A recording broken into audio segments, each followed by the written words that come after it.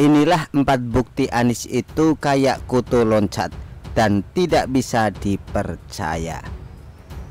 Anies sekarang ini jadi musuh terjahat bagi Demokrat. Demokrat ngamuk, marah, kesal, mungkin nangis sambil ingusan di pojokan.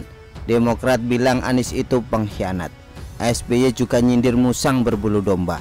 Sakit hati Demokrat sudah memuncak hingga akhirnya memutuskan cerai dengan Anies. Demokrat tidak lagi dukung Anies. Sebenarnya secara hitungan politik Anies lebih dapat untung jika berpasangan dengan Caimin ketimbang AHY. Tapi secara persepsi dari publik, nama Anies makin jelek. Anies sudah banyak noda kotor, bapak politik identitas, gubernur tukang ngibul, dan sekarang dicap pengkhianat. Ini cocok sekali dengan Anies, betul tidak?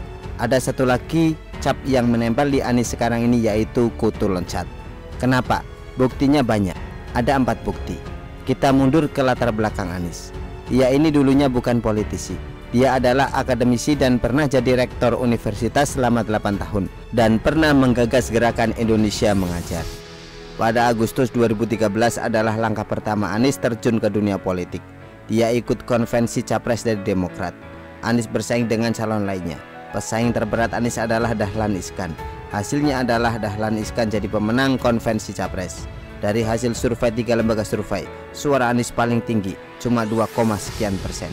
Kemudian Anies melakukan loncatan yang pertama, yaitu menerima tawaran dari Jokowi dan JK untuk menjadi juru bicara Koalisi Indonesia Hebat sekaligus jadi tim pemenangan. Jokowi dan JK menang Pilpres 2014. Anies sempat diberi jabatan sebagai deputi kantor transisi Jokowi dan JK karena jasa Anies yang besar. Anies diangkat sebagai Menteri Pendidikan dan Kebudayaan. Kita sudah tahu bagaimana kinerja Anies semasa jadi menteri. Anies kemudian dicopot. Menurut saya, inilah momen di mana Anies mulai berubah. Dari yang berwawasan dan logis menjadi orang yang berpikiran amburadul dan ngomong seenak jidat. Tidak mungkin Anies tidak sakit hati dipecat dari jabatan menteri. Luka itu masih membekas. Ketika Pilgub DKI 2017, Anies melakukan loncatan kedua. Anies diusung oleh Prabowo bersama dengan Sandiaga Uno. JK adalah satu orang yang mendukung dan mendorong Anies maju. Loncatan dari konvensi capres Demokrat menjadi tim pemenangan Jokowi JK, ini masih wajar. Kemudian loncat ke kubu Prabowo, ini juga masih oke, meskipun mulai ada tanda-tanda dendam politik.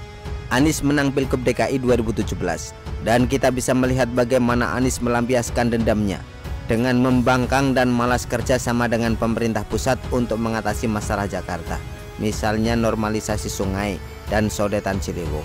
Anies waktu jadi gubernur pernah dirumorkan sebagai capres di Pilpres 2019. Anies bilang dia tidak mau menjadi bagian dari daftar orang yang mengkhianati dan menjegal promotornya. Promotornya di Pilgub DKI adalah PKS dan Gerindra. Prabowo saat itu mau nyapres, jadi Anies tidak mau mengkhianati. Dan pada Pilpres 2024, Anies melakukan loncatan ke Nasdem dengan menjadi capres dan otomatis akan berhadapan dengan Prabowo. Janji Anies yang tidak mau mengkhianati Prabowo kembali diungkit. Tapi alasan yang beredar adalah janji itu pada Pilpres 2019, bukan Pilpres 2024. Dari sini Anies mulai dicap sebagai pengkhianat. Puncaknya adalah beberapa hari ini, di mana Anies kembali jadi pengkhianat demi Caimin dan membuang AHY di pinggir jalan meskipun awalnya sudah memutuskan AHY sebagai cawapres. Ini adalah loncatan terbesar yang dilakukan Anies, yaitu mengibuli AHY.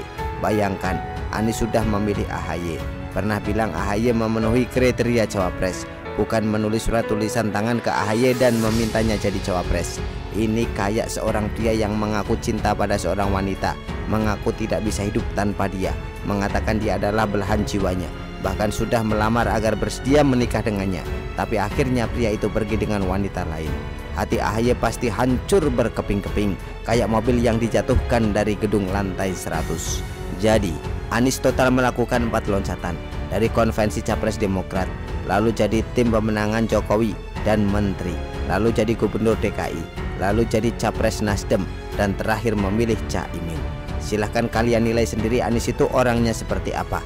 Oportunis, pragmatis, kutu loncat, tidak segan-segan melukai perasaan orang lain demi ambisi politiknya. Begitulah kura-kura. Artikel label dari Show.com ditulis oleh XRT. Bagaimana menurut Anda?